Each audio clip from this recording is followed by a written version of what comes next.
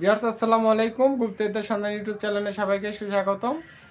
পানিতে নামা, তো সবাই পানিতে নামতে পারে না। যারা কবিরাজ তারা কখনো পানিতে নামতে পারবে না, তারা কখনোই পানিতে নামতে পারবে না। তো তার জন্য আমাদের করণীয়, নদী বা পুকুর আমরা পানিতে নামতে পারব না, তাহলে আমাদেরকে খেয়ে নিবে।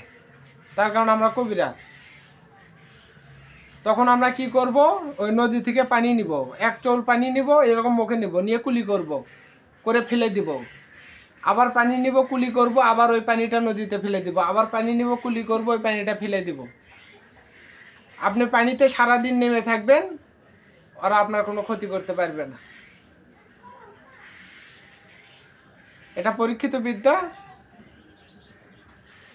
আর হঠাৎ করে কখনো যদি আপনাকে টেনে নিয়ে যাইতে ধরে, তখন জোরসে বলবেন ইয়া আলী স্যার, তখন ওরা ছেড়ে দিবে।